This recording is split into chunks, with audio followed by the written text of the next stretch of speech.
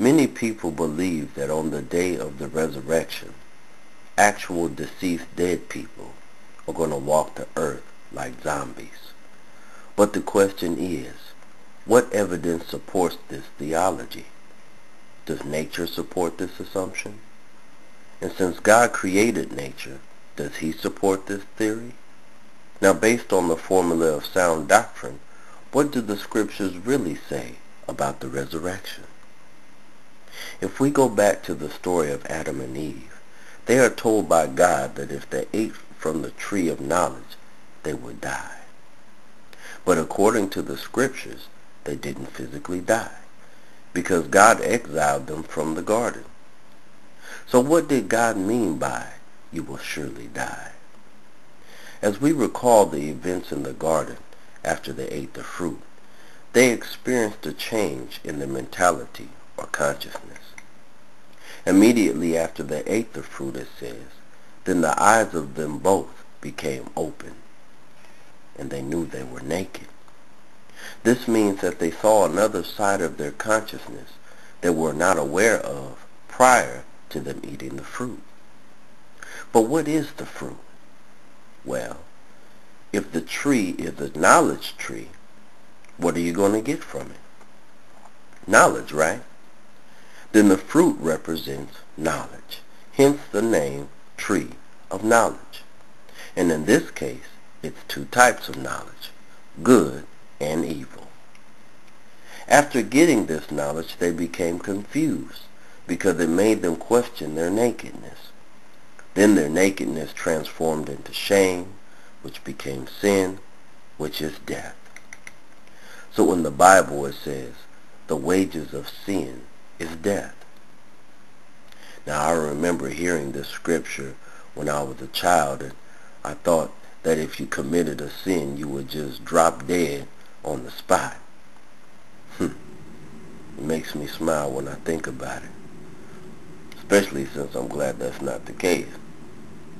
However, the wages of sin is death means the effects we experience when we do something wrong or we're not supposed to do. How do you feel when you do something wrong? How did Adam and Eve feel after they disobeyed God?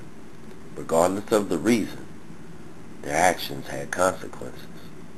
The scripture uses the word death, but they didn't physically die. They did, on the other hand, move from a state of comfort and satisfaction to a state of discomfort and dissatisfaction. Likewise, they died from peace and was born into suffering, which is something they had not known in the presence of God. Everything God said to them when they were banished implied toil, pain, and suffering. Therefore, when God said you will die, he meant they would become dissatisfied. Without proper training of how to balance the knowledge of good and evil, or negative and positive, you become confused and off balance. Then this stimulates dissatisfaction. If you were created to be secure and divine, and if God created you to be satisfied, and you're not living up to your own nature, then you become unlike what he created you to be. So the scripture says in 1 Chronicles 29:15, we are aliens and strangers in your sight, as were all our forefathers. Our days on earth are like a shadow without hope. Hope is the key. Hope is the light, and disparity is darkness. If someone has hope, they have faith.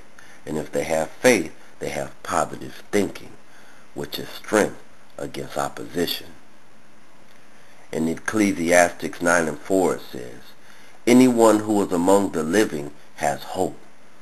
Even a live dog is better off than a dead lion. Now, if a living dog and a living lion were to fight, the dog would not have a chance. However, if the living dog attacks a dead lion, then it's an easy victory, because the lion can't defend itself.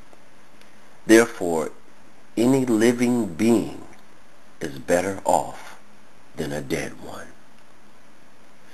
Jesus is asked about the resurrection, he said, "You are mistaken, not knowing the scriptures nor the power of God.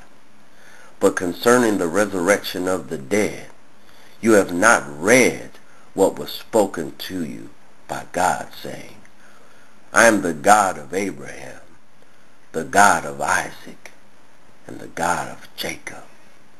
God is not the God of the dead, but of the living.